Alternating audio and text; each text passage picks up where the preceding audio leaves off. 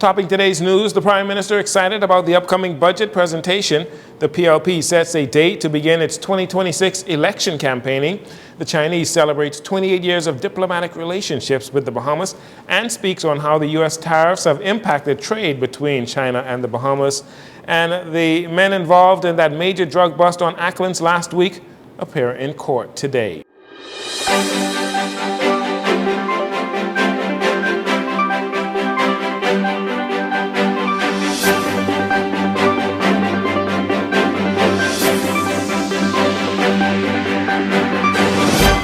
This is your JCN Evening News. I'm Jarino Saunders. Thank you so much for joining us. On Sunday, Prime Minister Philip Davis revealed that he and his financial experts are working feverishly to complete the 2025-2026 fiscal budget, which is expected to be presented before the end of the month. According to Prime Minister Davis, this will be a promising fiscal budget for the nation. My brothers and my sisters, we are turning the corner. We are truly turning the corner. I apologize for my tardiness, but I was just in the middle of trying to get our budget. Michael Alcides and I have it ready for next week. And there will be some good news, Mike. We will have some good news. The Prime Minister was speaking at Sunday's PLP Men's Branch event at the PLP's headquarters. He also announced that there could be more reasons for Grand Bahamians to be excited. For years, they were told to wait. They were promised change that never came. But now, the signing of the Grand Lucane Agreement marks more than a deal. The Progressive Liberal Party. It marks a turning point. Over $827 million in investment, thousands of jobs, real momentum, real hope. And I'll be making another announcement in another 2 weeks about Grand Bahama. We are building a new hospital. We are rebuilding the airport. We are fixing the water. We are investing in the people. Slowly but surely, the page is turning. The corner is being turned. Again, Prime Minister Philip Davis speaking at the PLP Men's Hyper Sunday event. The governing Progressive Liberal Party gearing up for its political machinery, or it's gearing up its political machinery, as the Prime Minister on Sunday encouraged members to get battle ready. Also on Sunday at the PLP's Men's Branch event, Deputy Chairman Obi Roberts gave what seems to be a starting date for the PLP re-election campaign to begin in earnest. PLPs, as we are preparing for political war, and it will begin on our Labor Day march on June 5th, June 6th, Friday, June 6th, the day before our leader's 74th birthday.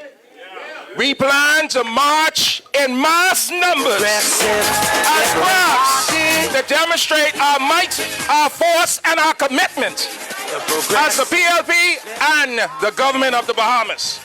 PLPs, we're looking forward to you to come out in great numbers. We want to see no less than 5, 6, 7, 8,000 of us. When we get to the top of East Street Hill, we want to see the numbers go all the way back to... Roberts also encouraged PLPs to prepare themselves to defend the work of the party and its leaders since taking office in 2021. But I just want to mention something. The chairman of the Men's Branch alluded to some of the accomplishments that our government has undertaken and was successfully achieved. No later than last week with the signing and the sale of the Grand Bahama Lucane Resort. Progressive Liberal Party. PLPs, and I want to remind you of this, please, and I've said this over and repeatedly as I travel throughout our archipelago to the branches.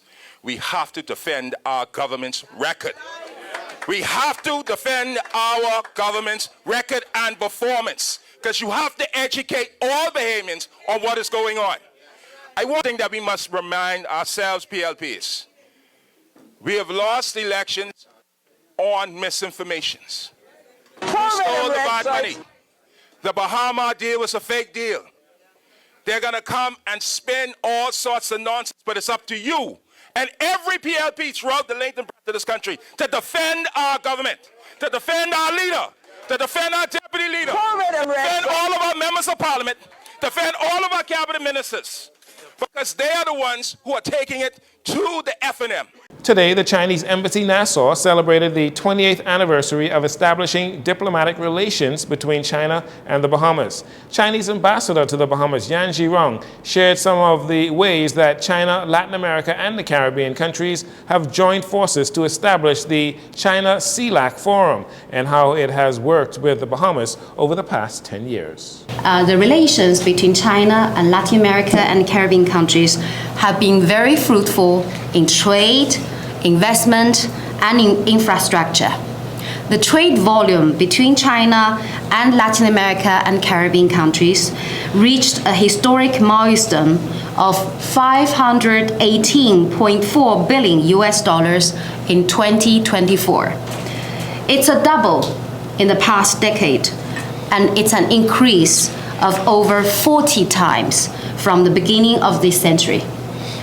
China has been the second largest trading partner country in the region already for years. Zhirong says the China-Latin America and Caribbean relations has successfully accomplished a number of achievements, including projects under the Global Development Initiative, the Belt and Road Cooperation, disaster prevention, and relief from natural disasters, in addition to cultural exchanges. The China-CELAC Political Parties Forum has been held for 4 sessions, inviting nearly 2,000 LAC political party personnel to China. And the China-CELAC Entrepreneur Summit has been held for 17 sessions, creating new growth points for cooperation, such as new energy, photovoltaic, electric vehicles, digital technology, and cross-border e-commerce. The China-CELAC Infrastructure Forum has been held for 10 sessions. The then Deputy Prime Minister and the current Prime Minister, Mr. Philip Davis, Honorable Philip Davis, and also the then Minister of Engineering and the current Minister of Immigration, Mr. Sears, both of them attended the forum on infrastructure. The Bahamas Embassy in Beijing, led by Ambassador Paulette Bethel, is also celebrating the milestone. Meanwhile, the Chinese ambassador was also asked how the recent tariffs by the United States may have affected trade between China and the Bahamas. She answered like this. As you may be aware, in a joint statement released on May 12th by both China and the US, the two sides reached multiple positive common understandings, and both acknowledge that the importance of a bilateral economic and trade relationship to both countries and the global economy, as well as the importance of a sustainable, long-term, and mutually beneficial economic and trade relationship. And both parties agreed to move forward in the spirit of mutual opening, continued communication, cooperation, and mutual respect. The two sides has also decided to establish a mechanism to continue this kind of discussions about economic and trade relations. According to the Chinese ambassador, both the U.S. and China have agreed to slash tariffs on each other's goods. She says it is a move that is welcomed by producers and consumers in both countries and serves the interest of both nations as well as the global community. She shared a little on how the tariffs or the tariff wars have directly impacted the Chinese economy. China has a population of 1.4 billion people, and we have lifted 800 million people out of extreme poverty, and now we have a middle class of 400 million. So China itself is a mega market. So and with all these years, decades of efforts and diligence of the Chinese people, Chinese economy now has a very firm foundation. So we are I think that we have we enjoy a very to a very large extent resilience. Ms. Zhirong noted that China's foreign trade performed remarkably well from January to April 2025.